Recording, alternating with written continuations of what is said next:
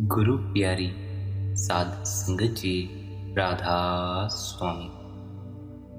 प्यारी साध संगत जी, आज के इस सत्संग में हम आत्मा के रूहानियत भरे सफर के बारे में विस्तार पूर्वक जानेंगे और हम जानेंगे कि हम अंतर की ज्योति में किस तरह समा सकते हैं।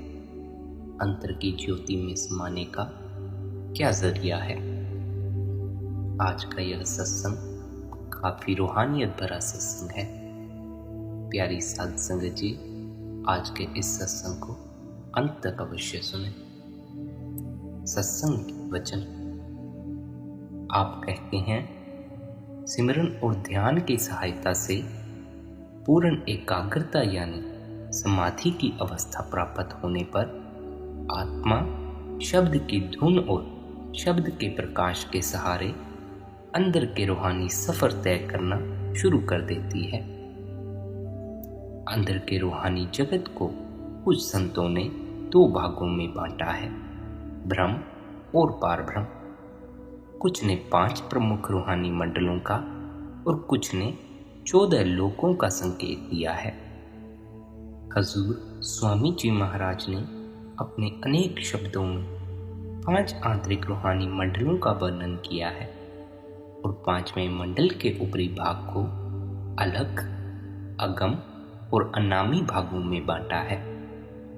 संत महात्माओं द्वारा आंतरिक रूहानी सफर के अलग अलग ढंग से किए गए भाग इसी प्रकार हैं। जिस प्रकार अमृतसर से दिल्ली की रेल यात्रा को हम 2, 3, 5, 7, 14 या इससे भी अधिक पड़ावों या स्टेशनों के अनुसार बता सकते हैं। सफर वही होता है, पर छोटे बड़े स्टेशनों की गिनती अलग अलग ढंग से की जा सकती है।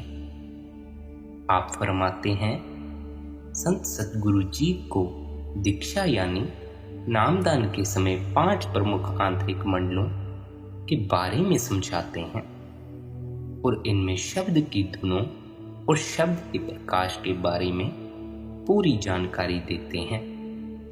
परमार्थिक भाषा में इसे 5 शब्दों का भेद देना भी कहा जाता है। गुरु नानक साहिब पूरे गुरु की एक निशानी यह बताते हैं कि वह जीव को शरीर रूपी घर के अंदर सतलोक रूपी निज घर दिखाता है, जिसकी निशानी यह है कि उसे इस घर में 5 शब्द बजते सुनाई देते हैं।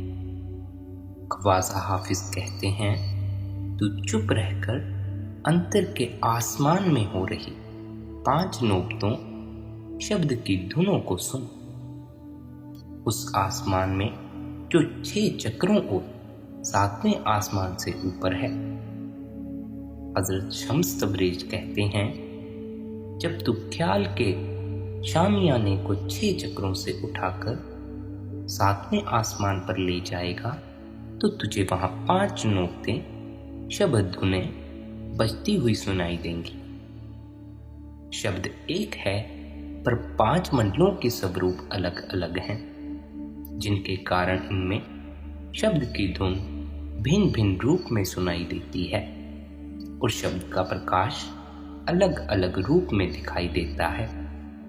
एक ही प्रकाश काले, नीले, पीले, लाल और हरे शीशों में से गुजरते समय अलग अलग किस्म का दिखाई देता है।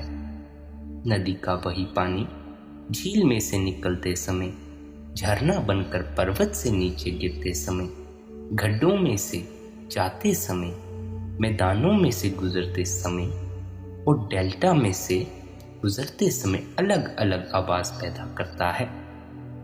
सारे रूहानी मंडलों में एक ही शब्द गुजर रहा है, पर हर मंडल की अलग बनावट के कारण उनमें शब्द की आवाज भिन्न भिन्न सुनाई देती है।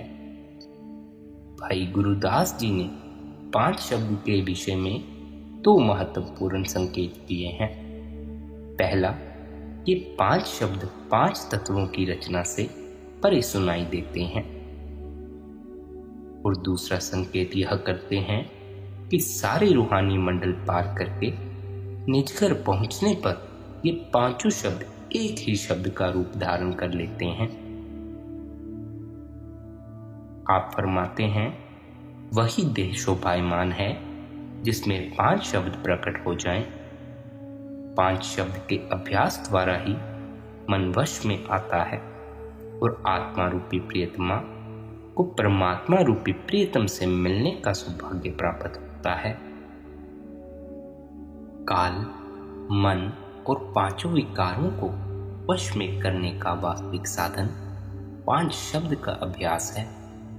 जिस हृदय में परमात्मा स्वयं प्रकट होना चाहता है, उसके अंदर ही 5 शब्द प्रकट होते हैं। गुरु रामदास जी के अनुसार 5 शब्दों के अनहद संगीत से लिप जोड़ना ही सच्चा गुरुमत है। इस अभ्यास द्वारा ही जीवात्मा को अंदर आनंद में राम या गोविंद के दर्शन होते हैं।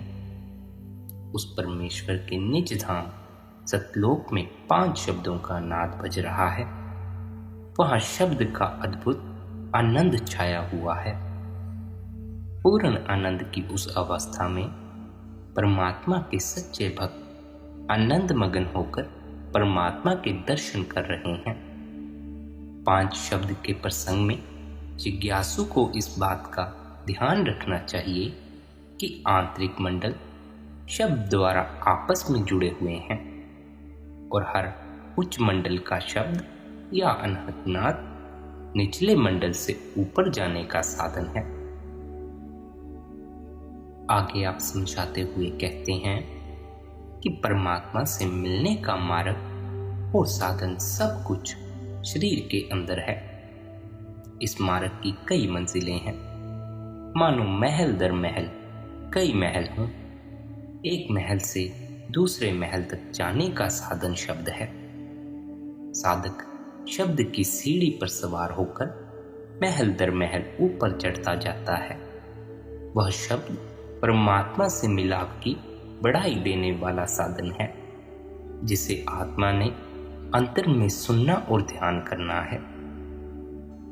आत्मा शब्द की ध्वनि के सहारे आंतरिक मंडलों की दिशा निर्धारित करती है और शब्द के प्रकाश के सहारे इन मंडलों के पार जाती है।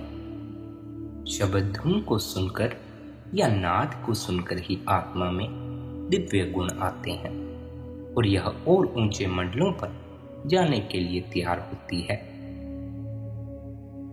आप संकेत करते हुए कहते हैं कि कर्म खंड में शब्द या नाद की धारा अत्यंत प्रबल है। उस धारा के सम्मुख खड़े हो पाना सरल कार्य नहीं है। केवल वे निर्मल और बलवान आत्माएं ही इस शब्द की, इस नाद की झलक झेल सकती हैं, जिनके अंदर से हर प्रकार की मैल उतर चुकी है और जिनके रोम रोम में राम अर्थात नाद या शब्द या परमात्मा समा गया है। उस स्थान पर आत्माएं इस प्रकार शब्द यानी नाम में पिरोई होती हैं कि इन्हें नाम से अलग करके देख पाना कठिन है। वे नाम का ही रूप हो गई हैं और उनकी शोभा का वर्णन कर पाना बिल्कुल ही असंभव है। स्वामी जी महाराज इस अवस्था की ओर संकेत करते हुए कहते हैं, यहाँ पहुंचकर आत्मा शब्द या नाद में अभेद होकर शब्द का ही रूप हो जाती है। इन सभी वर्णनों का सार यह है कि प्रत्येक मंडल में हो रही शब्द या नाद की धुन आत्मा को नई शक्ति देती है। जिस मंडल में आत्मा पहुंचती है, उस मंडल का शब्द या नाद उसकी शक्ति बढ़ाता है और उससे ऊंचे मंडल का शब्द आत्मा को अपनी ओर खींचता है। मौलाना रूम फरमाते हैं, अंदर आकाश में मंजिल दर मंजिल अदृश्य सीढ़ियां लगी हुई हैं। आप संकेत करते हैं कि जिस प्रकार बांसुरी के छिद्र नीचे से ऊपर की ओर होते हैं, उसी प्रकार शब्द या नाद की बांसुरी के स्वर और धुनें हैं, वे भी ऊपर की ओर होती हैं। बांसुरी का स्वर तो एक ही है, पर अलग अलग छिद्रों में से निकलने के कारण उसकी आवाज अलग अलग सुनाई देती है। आपका अभिप्राय है कि एक ही शब्द या एक ही नाद अनेक मंडलों में से होकर आ रहा है। आत्मा इस शब्द या नाद को पकड़कर शब्द दर शब्द उस स्थान पर पहुंच सकती है जहां से यह नाद या शब्द हो रहा है। आगे आप कहते हैं कि शब्द की बांसुरी का सफर बहुत लंबा है, अर्थात मंजिल पर पहुंचने से पहले कई मंडल पार करने पड़ते हैं। इसकी रेखा, इसका मार्ग, इसकी सड़क बहुत सीधी सादी है। जो कोई भी इस रेखा, मार्ग या सड़क पर चलता जाता है, अंत में उस ठिकाने पर अवश्य पहुंच जाता है जहां वह खुदाबंद करीम दयालु प्रभु परमपिता परमेश्वर रहता है, जिसमें से शब्द या नाद की धुन निकल रही है। हुजूर स्वामी जी महाराज के अनुसार 5 शब्द रूहानी जगत की सीढ़ी के डंडों के समान हैं। इनके सहारे आत्मा एक मंडल से दूसरे मंडल में पहुंचती हुई अंत में वापस परम धाम पहुंच सकती है। आगे आप फरमाते हैं, आत्मा जैसे जैसे अंदर शब्द में लीन होती जाती है, इसके मन के अंदर नीचे खींचने वाली शक्तियों का मुकाबला करने और अंतर में और ऊपर उठने की शक्ति बढ़ती जाती है। कबीर साहिब फरमाते हैं कि अंतर में शब्द या नाद की धुन सुनने से जन्म जन्मांतरों की सोई हुई आत्मा जागने लगती है और इसकी सहज अवस्था में वृद्धि होती जाती है। महात्मा चरणदास जी कहते हैं कि अनहद शब्द के निरंतर अभ्यास के द्वारा आत्मा पर मन और इंद्रियों का दबदबा कम होना शुरू हो जाता है और आशा तृष्णा शांत होनी शुरू हो जाती है। हजूर स्वामी जी महाराज उपदेश देते हुए कहते हैं कि सूरत को हर पल शब्द या नाद में लीन करो, इससे मन की होमे और चंचलता दूर होगी और सूरत में स्थिरता आनी शुरू हो जाएगी। सूरत को शब्द या नाद में लीन करने से अंतर में अमृत की धारा प्राप्त होगी, जिसे पीकर तन और मन निर्मल हो जाएंगे। आध्यात्मिक साधन का मूल ध्येय मन को निर्मल करना या मन को वश में करना है, क्योंकि जब तक ऐसा नहीं होता तब तक आत्मा कभी भी मन के पंजे से आजाद होकर निज घर वापिस नहीं पहुंच सकती। हर जब तब पूजा पाठ, दान पुण्य, तीर्थ व्रत, प्राणायाम, जो भी कर्म हम करते हैं, इन सब का उद्देश्य मन को वश में करना है, परंतु इनमें से किसी प्रयत्न से भी मन वश में नहीं आ सकता। मन लज्जत का आशिक है। जब तक इसे इंद्रियों के भोगों से ऊंची और निर्मल लज्जत नहीं मिलती, यह कभी भी इंद्रियों के भोगों की ओर से मुंह नहीं मोड़ सकता और हमारे वश में नहीं आ सकता। संत जन समझाते हैं कि मन को शरीर के 9 द्वारों से मोड़कर इसे अंदर शब्द या नाम की धुन से जोड़ो।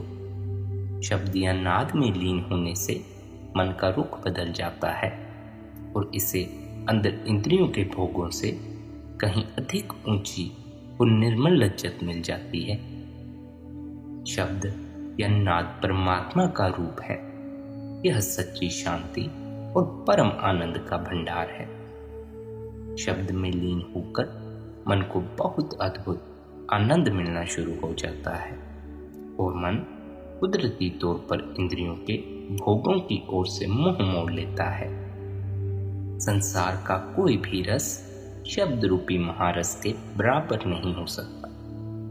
शब्द या नाद वह अमृत है जिसे पीकर मन की जन्म जन्मांतरों की तृष्णाएं शांत हो जाती हैं और वह तृप्त और स्थिर हो जाता है। आप कहते हैं परमात्मा के नाम की लज्जत यानी सूरत को शब्द या नाद में लीन करने के सिवाय मन को वश में करने का कोई दूसरा साधन नहीं है और ना ही परमात्मा की प्राप्ति के सहज सुख के अनुभव का कोई अन्य तरीका है। आप कहते हैं नाम भक्ति का मार्ग रूखा सूखा नहीं बल्कि रसमय है। यह शांति और विस्माद का मार्ग है। यह प्रेम से पैदा हुए कुदरती आकर्षण का मार्ग है। यह उस अलौकिक आनंद और दिव्य शांति का मार्ग है जिसमें उत्तम वस्तु की प्राप्ति मन को स्वाभाविक तौर पर अधम वस्तु की ओर से मोड़ देती है। मन रूपी सांप के अंदर खतरनाक विष रहता है, पर हठ कर्मों की टोकरी में बंद करने से ना तो मन का विष उतरता है और ना ही गुस्सा उतरता है। इसके विपरीत जब मन अंतर में नाम के अलौकिक रस में लीन हो जाता है तो उसमें संतोष आ जाता है और वह मान जाता है। फिर वह इंद्रियों के भोगों की ओर जाने की बजाय अंदर ऊपर की ओर चल देता है। शब्द के सहारे मन अपने ठिकाने ब्रह्म यानी त्रिपुटी में जाकर लीन हो जाता है, जिससे जड़ और चेतन की गांठ खुल जाती है और आत्मा मन के पंजे से आजाद हो जाती है। इसीलिए गुरु साहिब परमात्मा से विनती करते हैं, बिन तुद होर जे मंगना सिर दुखा के दुख, देह नाम संतोखिया उतरे मन की भूख। पूर्ण संतों ने शब्द के अभ्यास या नाद के अभ्यास का एक उद्देश्य मन को निर्मल करना कहा है, तो दूसरा उद्देश्य कर्मों की मलिनता दूर करना कहा है। यह वास्तव में एक ही बात को दो प्रकार से बयान करना है। आत्मा पर मन द्वारा किए हुए कर्मों, संस्कारों और उनके कारण उत्पन्न आशा तृष्णा की मैल चढ़ी हुई है। आत्मा स्वयं निष्कर्मा है। यह मन के अधीन होकर कर्म करती है तथा फिर इन किए हुए कर्मों की मैल से मैली हो जाती है। शब्द या नाद के अभ्यास से कर्मों की मैल धुल जाती है और आत्मा निर्मल हो जाती है। मन का निर्मल हो जाना, मन का वश में आ जाना और कर्मों का नाश हो जाना एक ही बात है। कहने के ढंग अलग अलग हैं। आप कहते हैं जन्म जन्मांतरों की मैल से भाव अनभोगे या संचित कर्मों की मैल से है, जो सतगुरु की शरण में जाकर निर्मल नाम की कमाई द्वारा साफ हो जाती है। जन्म जन्मांतरों के कर्मों के कारण मन तेली के कोहलू में फेरने वाले कपड़े के टुकड़े के समान हो गया है। यह इतना मैला हो चुका था कि इसका साफ हो पाना असंभव दिखाई देता था, पर जब सतगुरु की कृपा से मन 9 द्वारों में से उलटकर आंखों के पीछे आकर शब्द या नाद में लीन हो गया, तो मन से कर्मों की सारी मैल उतर गई और वह पूरी तरह निर्मल हो गया। कबीर साहिब फरमाते हैं कि पहले यह मन अनेक प्रकार के पापों और उपद्रवों का अखाड़ा बना हुआ था, पर जब मन 9 द्वारों में से उलटकर समाधि की अवस्था में पहुंचकर शब्द से जुड़ गया, तो मन की सारी मैल जल गई और मन पूरी तरह निर्मल हो गया। फिर मन और आत्मा की गांठ खुल गई और आत्मा अपनी पहचान करके परमात्मा की पहचान करने के योग्य बन गई। आगे आप फरमाते हैं, मन के वश में आ जाने या कर्मों के नष्ट हो जाने को ही संत महात्माओं ने जड़ और चेतन की गांठ खोलना कहा है। मन का स्रोत ब्रह्म, त्रिकोटि या दूसरा रूहानी मंडल है। शब्द के अभ्यास द्वारा मन इस मंडल में लीन हो जाता है, तो आत्मा इसके पंजे से आजाद हो जाती है। यह जड़ चेतन की गांठ का खुलना है। इसके बाद आत्मा तीसरे रूहानी मंडल 10वें द्वार में पहुंच जाती है, जिसे मूल की पहचान की अवस्था कहा जाता है। शरीर इंद्रियों और मन से अलग होकर और तीसरे रूहानी मंडल में पहुंचकर आत्मा अपने निर्मल आत्मिक स्वरूप को प्राप्त कर लेती है। यही मूल की पहचान है। गुरु अमरदास जी संकेत करते हैं कि शब्द या नाद के निरंतर अभ्यास द्वारा आत्मा मन और इंद्रियों से अलग होकर अपने मूल को पहचान लेती है और इसे गुरुमुख या पूर्ण साधु जैसी अवस्था प्राप्त हो जाती है। आगे अब कहते हैं, तीसरे रूहानी मंडल में शब्द रूपी अमृत के स्नान द्वारा आत्मा कर्मों, संस्कारों और आशा तृष्णा के हर प्रकार के प्रभावों से पूरी तरह मुक्त हो जाती है। इसलिए पूर्ण संतों ने सांकेतिक भाषा में इसे अमृतसर, मानसरोवर, त्रिवेणी आदि का सच्चा तीर्थ कहकर भी इसकी सराहना की है। कबीर साहिब फरमाते हैं कि दशम द्वार रूपी मानसरोवर में स्नान करने से आत्मा पूरी तरह निर्मल होकर हंस गति को प्राप्त कर लेती है। यह मन माया या इंद्रियों के भोगों का आहार त्याग कर शब्द रूपी अमृत की रसिया बन जाती है। गुरु अमरदास जी संकेत करते हैं कि दशम द्वार में पहुंचकर मन और माया की मैल उतारकर निर्मल हो चुकी आत्मा से है तीसरे वाणी मंडल दशम द्वार या पार ब्रह्म में पहुंचकर आत्मा के शब्द या नाद में अभेद हो जाने को हौमे के नाश की अवस्था या अहम भाव के नाश की अवस्था भी कहा जाता है। आत्मा इस अज्ञानता का शिकार है कि मैं और परमात्मा अलग अलग हैं। यह अपने आप को परमात्मा से अलग समझकर संसारिक शक्लों और पदार्थों को अपना बनाने का प्रयत्न करती है। यह मैं मेरी का शिकार हो जाती है और कर्ता भाव से संसार में विचरती है। यही हूं मैं है।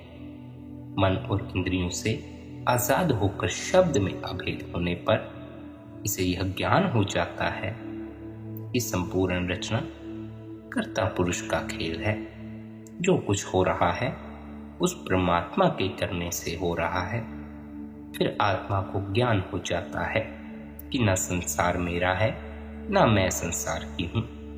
मेरा मूल वह परमात्मा है, मैं उसकी हूँ और वह मेरा है। इसे परमार्थिक भाषा में सोह की अवस्था भी कहा जाता है। सोह का शाब्दिक अर्थ मैं वही हूँ।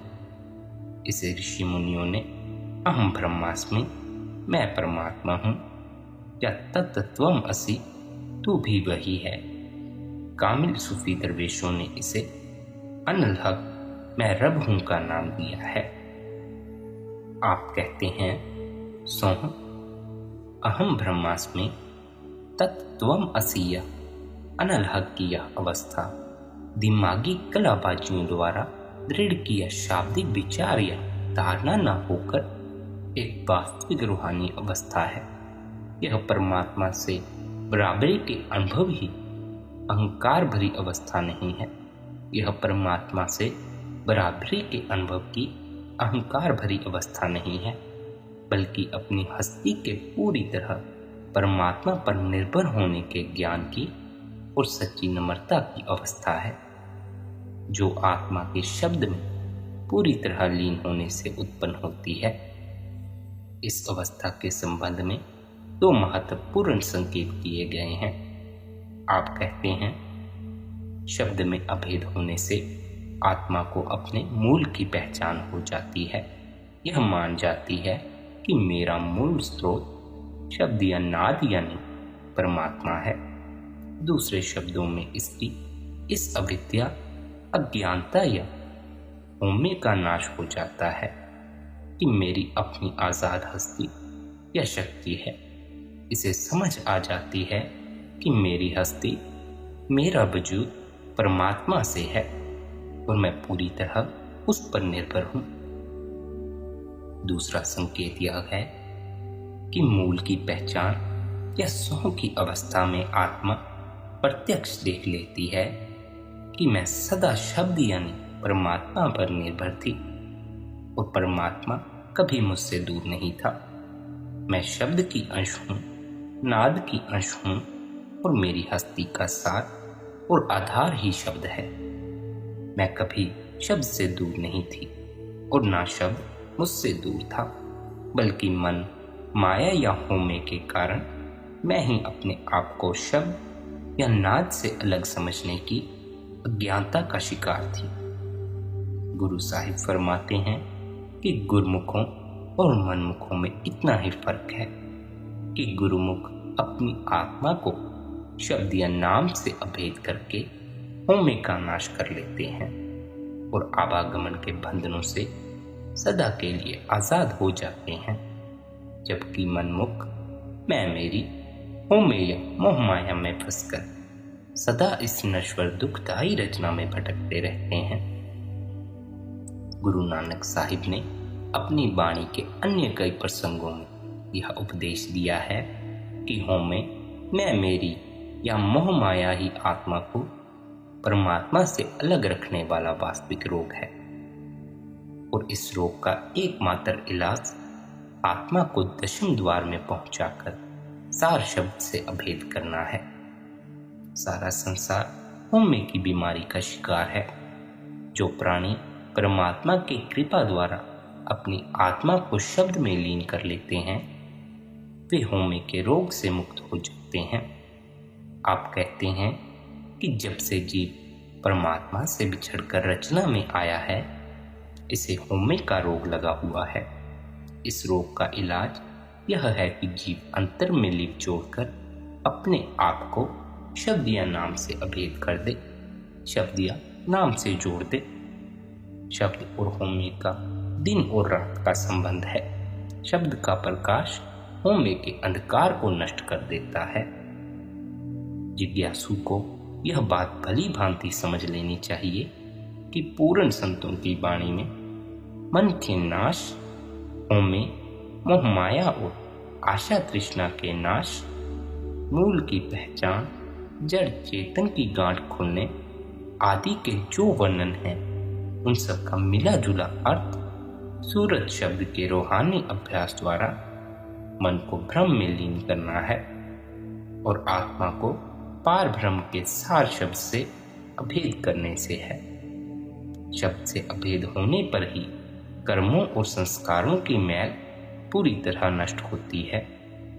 पार ब्रह्म में पहुंचकर ही आत्मा होमे और मोह माया के प्रभाव से बच सकती है और मुक्त हो जाती है और इस मंडल में पहुंचकर ही यह मूल की पहचान यानी परमात्मा की पहचान के योग्य बनती है। आगे आप फरमाते हैं, तीसरे आध्यात्मिक मंडल को पार करने के बाद आत्मा बड़ी तेजी से अपने निजधाम की ओर उड़ान भरती है और आध्यात्मिक सफर के अंत में यह सतलोक में पहुंच जाती है। पूर्ण संतों ने सतलोक से नीचे की संपूर्ण रचना को 3 लोक कहा है और सचखंड को चौथे लोक का नाम दिया है। यह चौथा लोक ही नाम या शब्द का स्रोत है। इसमें से ही आत्मा सृष्टि के आरंभ में उतरी थी और इसमें ही शब्द के अभ्यास द्वारा वापिस पहुंच जाती है। कबीर साहिब फरमाते हैं कि तीनों लोक काल का खाजा है।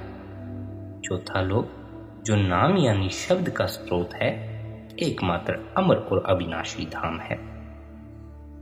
सच्चा नाम निर्गुण निराकार नाम तीनों लोकों से परे चौथे लोक में है। सचखंड से नीचे 3 शून्य यानी 3 नश्वर लोक हैं, जबकि निर्गुण नाम चौथे सुन, सहज सुन या चौथे लोक में है। चौथा लोक विशुद्ध नाम का देश है। वहाँ नाम ही नाम भरपूर है, शब्द ही शब्द भरा हुआ है।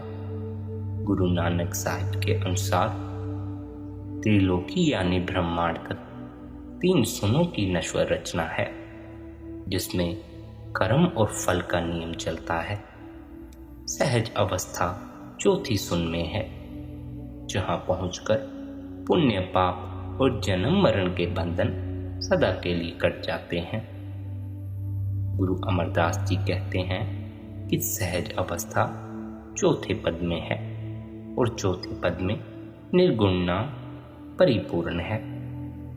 आप फरमाते हैं कि चौथा लोक ही आत्मा और परमात्मा का निज घर है और यही नाम का निज धाम है। अज्ञानी लोग तीनों लोकों में सार शब्द की खोज कर रहे हैं। सच्चा नाम, सच्चा शब्द, सच्चा नाद जो उस दयालु प्रभु का निज रूप है, चौथे पद में जाकर मिलता है। आप कहते हैं जो सूरत संसार और शरीर में से उलटकर अंतर में शब्द या नाद से अभेद हो जाती है, जुड़ जाती है, उसे ही प्रियतम से मेलाप करके सच्ची सुहागिन बनने का सौभाग्य प्राप्त होता है। शब्द में समाकर सूरत उस दयालु प्रभु के दरबार में पहुंच जाती है और सदा शब्द या नाम की ताल में लीन रहती है। आखिर में आप फरमाते हैं शब्द में समाकर सूरत परमात्मा में समा जाती है। मानो शब्द रूपी पारस का स्पर्श प्राप्त करके सूरत स्वयं भी पारस बन जाती है। इस प्रकार आत्मा रूपी ज्योति परमात्मा रूपी परम ज्योति में लीन होकर सदा के लिए उसी का रूप हो जाती है। आप सभी सतगुरु के प्यारों से विनती की जाती है कि अपने घर गृहस्थी के कामकाज करते हुए अपने लिए फुर्सत के पल निकालें, अपने आप के लिए कुछ वक्त निकालें और अपनी रूह को शब्द धुन, अनहद नाद या उस नाम से जोड़ दें। राधा स्वामी जी।